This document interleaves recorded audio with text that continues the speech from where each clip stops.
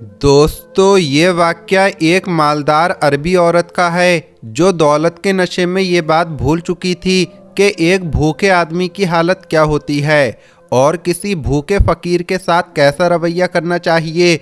वो अरबी औरत अपनी शाहाना जिंदगी गुजार रही थी। दिन गुजरते जा रहे थे। एक दिन वो अपने घर वापस लौटी तो थकी हारी और भूख से निढाल नजर आ रही थी।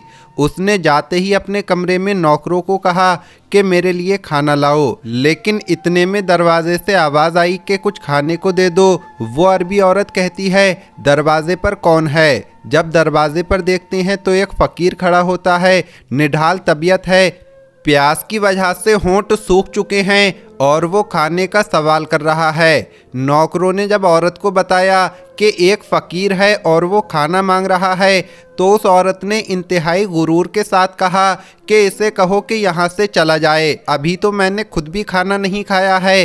फ़कीर क्योंकि बहुत भूखा था तो वो बार बार यही गुजारिश कर रहा था कि मैं भूख से मरा जा रहा हूँ, खुदा के लिए मुझे खाने के लिए कुछ दे दो। ये सुनकर अरबी औरत को गुस्सा आता है और वो अपने फ्रिज से खाना निकालती है और बाहर जाकर दरवाजे पर उसके सामने खाना फेंक देती है। वो औरत खाना इस अंदाज में देती है कि ना तो फ़कीर के हाथ कुछ लगता है और ना औरत के, और सारा खाना ज़मीन पर गिरकर ख़राब हो जाता है। वो औरत दरवाजे को ज़ोर से बंद करती है और वापस अपने कमरे में आ जाती है। फ़कीर जो अपने पेट की आग बुझाने के लिए दर दर की ठोकरें खा रहा था, जब उसने देखा कि उस औरत ने खाना इस तरह से ज़मीन पर फेंक कर बर्बाद कर दिया, तो उसने आसमान की तरफ देखा, लबों ही लबों में कुछ कहा और वहाँ से चल दिया। वो अरबी औरत जाकर खाने की टेबल पर बैठ जाती है और खाना शुरू कर देती है। खाना खाने के कुछ ही देर बाद उसे लगता है कि शायद उसको पेट में कोई तकलीफ़ महसूस हो रही है। वो दबा लेती है, लेकिन वो दर्द आहिस्ता आहिस्ता बढ़ना शुरू हो जाता है। वो अपना इलाज भी कराती है, लेकिन तकलीफ़ थी कि रुकने का नाम ही नहीं ले रही थी। तकलीफ़ बढ़ती जा रही थी और साथ में एक बड़ी परेशानी ये भी थी कि पेट का साइज़ भी बढ़ता जा रहा था। इस बात को लेकर वो औरत बहुत परेशान थी। एक तो तकलीफ़ थी और दूसरा ये पेट बढ़ रहा था। आखिर कुछ दिनों के बाद वो एक डॉक्टर के पास गई। डॉक्टरों ने उस अरबी औरत का चेकअप करना शुरू किया। जैसे ही अल्ट्रासाउंड में उन्हें कुछ नज़र आया तो वो बहुत हैरान हुए। चेकअप के बाद अरबी औरत को बताया गया कि उसके पेट में एक बहुत बड़ी रसौली है। ऑपरेशन के ज़रिए ही उसे निकाला जा सकता है। आखिरकार फैसला किया गया कि ऑपरेशन कर दिया जाए। ऑपरेशन करके पेट से रसौली निकाली गई तो सब लोग ये देखकर बहुत हैरान हुए कि ये एक बहुत बड़े साइज़ की रसौली है और मुमकिन था कि चंद दिनों के अंदर अंदर इस अरबी औरत की जान भी जा सकती थी। सब लोग हैरान थे कि आखिर इतनी जल्दी ये रसौली कैसे बड़ी हो सकती है, लेकिन वो औरत दिल ही दिल में समझ गई और अपनी उस गलती को याद करने लगी कि कुछ वक्त पहले उसके दरवाजे पर एक फ़कीर आया था। इस फ़कीर ने खाने का कहा था, लेकिन उस औरत ने गुरूर और तकब्बुर में आकर अपने फ्रिज से खाना निकालकर उस फ़कीर के सामने इस तरह से फेंका था कि ना तो वो फ़कीर के काम का रहा ना उस औरत के, बल्कि वो सारे का सारा खाना ज़मीन पर गिरकर बर्बाद हो गया था और इसी खाने की बेहुरमती की वजह से उसको ये सज़ा मिली। हमें भी इस बात से सबक सीखना चाहिए और भूखे इंसान को नहीं सताना चाहिए।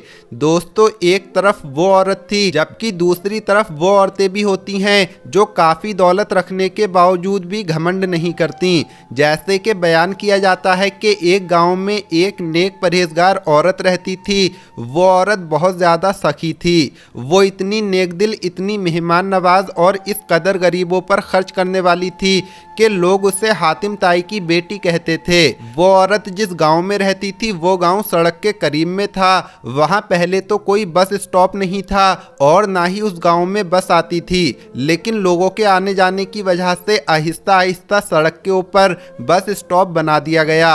आसपास के गांव के लोग 5-5, 10-10 मील चलकर वहां आते और कारोबार के लिए शहर जाया करते थे।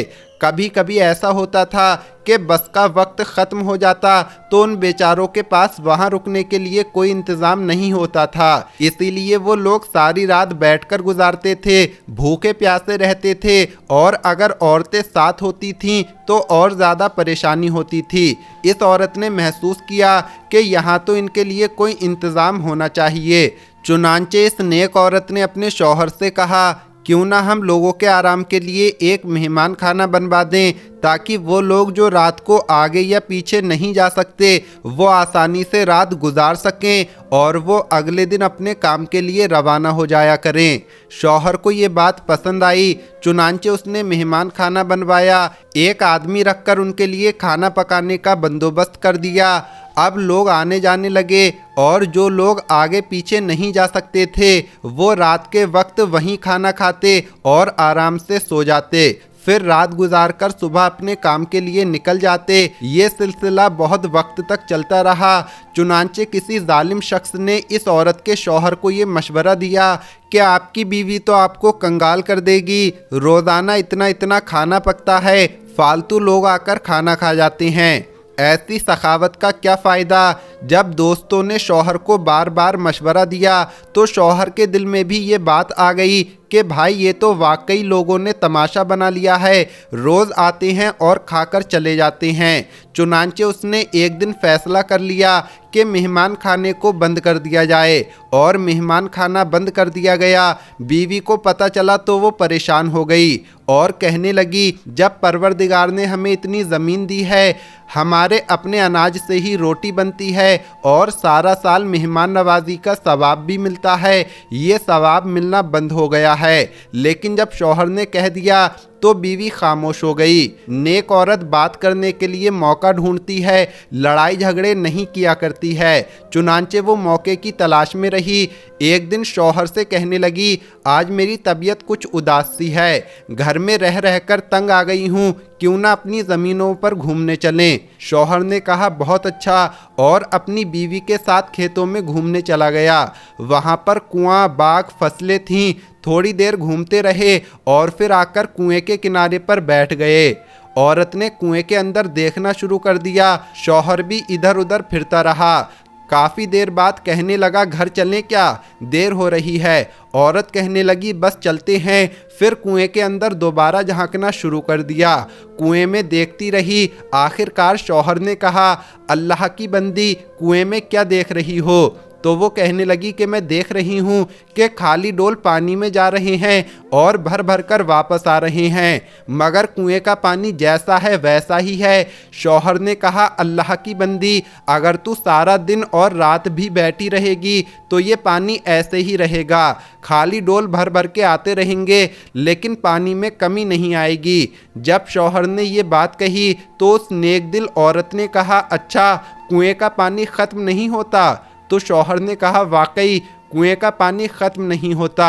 ये सुनकर वो नेक औरत कहने लगी, अल्लाह ने हमारे घर के अंदर भी एक कुआं जारी किया था, लोग खाली पेट आते थे और पेट का डोल भर कर जाते थे। तुम्हें क्यों लगा कि अल्लाह पाक तुम्हारे उस कुएं के पानी को कम कर देगा? बीवी की बात सुनकर शौहर के दिल पर ऐसी चोट पड़ी कि वो समझ गया और कहने लगा, मैं मेहमान खाने को दोबारा जारी करता हूँ। लिहाजा शौहर ने मेहमान खाने को दोबारा जारी कर दिया। कहा जाता है कि वो औरत जब तक जिंदा रही उस इलाके में वो मेहमान खाना जारी रहा। लोग आते थे, खाना खाते थे, दुआएं देते थे और अपने अपने सफ़र पर चले जाते थे।